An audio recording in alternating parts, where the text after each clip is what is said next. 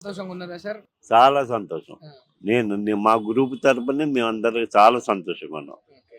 అనుకున్నది సాధించారు. 4 సంవత్సరాలుగా మా ప్రయత్నం హ్మ్. ఇవాళ సఫలం అవుతుంది.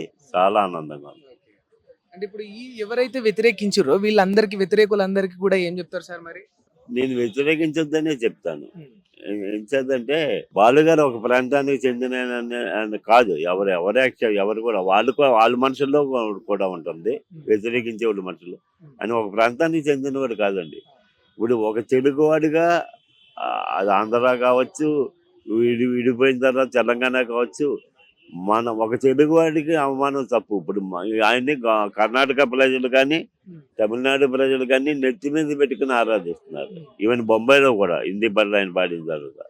ఇప్పుడు ఆయన ఒక తెలుగువాడిగా మనం ఆయన తెలుగాన్ని వ్యతిరేకించడం కరెక్ట్ కాదండి. అంటే ఇప్పుడు అతని పైన ఒక బిగ్గెస్ట్ అలిగేషన్ చేసిర్రు కదా సార్. అంటే ఈ రాష్ట్రాన్ని వ్యతిరేకించిండు. అసలు తెలంగాణ అనే నినాదానికి బాలసుబ్రహ్మణ్యం గారు ఎప్పుడు కూడా వ్యతిరేకంగానే ఉన్నారు అనేది. వాస్తవమేనా? నిజంగా వ్యతిరేకించిండా? అది హూ నోస్ ఇప్పుడు ఆహ్, 2003, 2004లో ఆయన అన్నాడు అని అంటున్నారు కదా! హ్మ్. అది ఎవరికి తెలుసు? ఎవరైనా సాక్షి ఉన్నారా? ఎవరో ఒకళ్ళంటే దాన్ని అట్లాగట్లా చిలవలు పడలేదు కానీ, ఇప్పుడు సమైక్యాంధ్రవాది అని ఆయన ఎక్కడా చెప్పలేదు.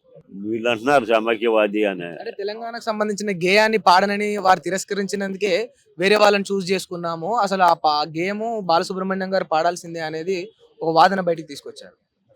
ఇప్పుడు ఆయన అన్ని లాంగ్వేజ్‌లు పాడే మనిషికి కొన్ని ప్రాంతీయ పదాలు ఉంటే ఆయనకి ఇబ్బంది అవుతుందిగా ఫ్యూచర్‌లోని. ఆ టైంకి అలా చెప్పుండొచ్చును అప్పుడు. అంతే తప్ప తెలంగాణ రాష్ట్రానికైతే వ్యతిరేకి ఎప్పుడూ కాదంటారు. వచ్చాయి కాదు. ఒక విషయం చెప్తున్నాను మీకు. తెలంగాణ రాష్ట్రానికి తెలంగాణవాదులకి ఆయన వ్యతిరేకమైతే, ఇప్పుడు గోరేటి వెంకన్న గారు గానీ, మన మా అందీశ్రీ గారు గానీ, మన మన ఆయన ఎవరు చంద్రబోస్ గారు కానీ, నారాయణ రెడ్డి గారు కానీ, మరి మన దాశరథి గారు వీళ్ళందరూ కూడా మా పాటుదాజీగా ప్రోగ్రామ్‌కి ఆయన పక్కన కూర్చుని పాటుదాజీగా ప్రోగ్రామ్ షేర్ చేసుకున్నారు. ఓకే. అందశ్రీ గారు అయితే 2 ఎపిసోడ్‌లకి చేశారు. ఓకే. అలాగే సుద్దాల అశోక్ తేజ గారు అయితే 4 ఎపిసోడ్‌లకి చేశారు మాతోటి, బాలుగారితోటి. చంద్రబోస్ గారు అయితే 4 ఎపిసోడ్‌లు పార్టిసిపేట్ చేశారు. మరి వాళ్ళందరూ కూడా తెలంగాణ వాదానికి ఈయన వ్యతిరేకమైతే, ఆయన పిలిచి ఎందుకు పక్కన కూర్చోబెట్టుకుంటారు?